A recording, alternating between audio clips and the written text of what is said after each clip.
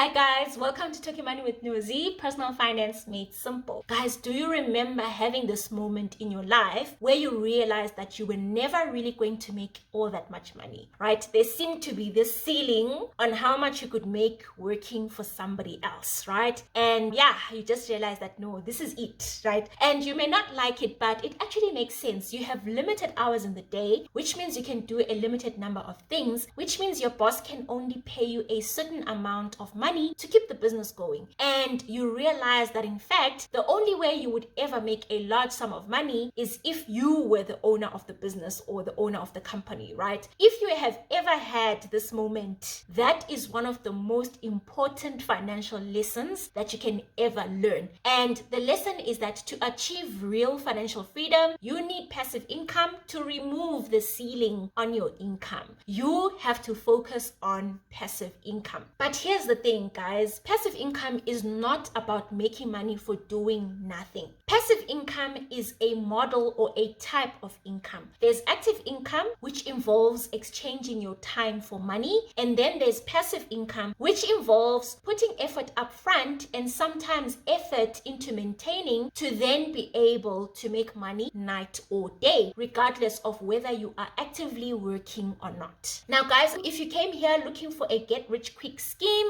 then this video is not for you. But if you came here because you realize that the way you're going to achieve financial freedom and retire on your own terms is through building passive income streams, then definitely this video is for you. So let's talk about the ways that you can start earning passive income. When we talk about passive income sources that will get you closer to financial freedom, there are two categories in general. Category number one are investments and category number two are business activities. Shares, ETFs, unit trusts, rental property, and property shares would fall under investments. Whereas things like selling products online or starting a YouTube channel or doing affiliate marketing, that would fall under business activities. So let's start with investments. There are two ways of making money from investments. Number one is capital growth, and then number two is dividend income from shares and rental income from property. For the purposes of this video, we're going to be looking at the income side of that equation and not the capital growth.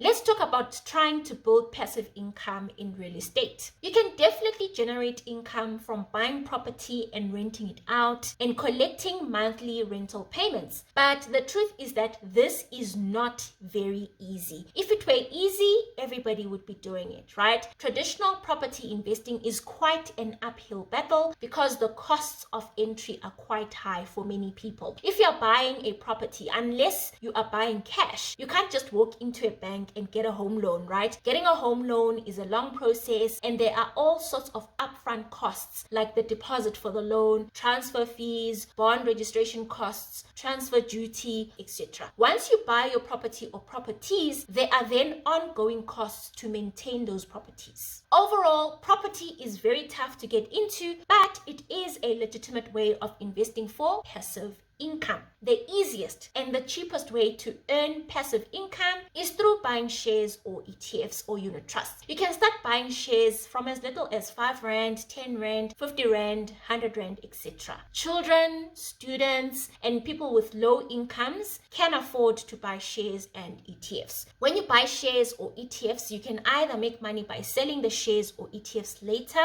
for more than what you bought them for, or you can make money through receiving dividend income. Obviously, if you are trying to build passive income, then you should focus on buying shares and ETFs that will pay you regular and reliable dividends. I have already done 3 videos about how you can build a portfolio that's going to pay you dividends from January to December on the Johannesburg Stock Exchange, the JSE, as well as on the New York Stock Exchange, the NYSE. You can pause this video and go and check them out, or you can watch them later when this video is finished. Buying shares and ETFs is really simple. All you need to do is to open an investing account with an online provider like Easy Equities. It can take you a day or 2 to get started. Investing on the stock market takes very little maintenance. If you buy shares, you just need to keep up to date with your investments and check now and again to see that the companies that you invested in are still healthy financially. With ETFs, you don't need to check anything at all because all that work is handled for you. In my opinion, guys, for most people, investing in shares and ETFs is going to be the most affordable and realistic way to start building passive income. You start investing small amounts of money, and over time, as your income increases, you can then increase your investment amounts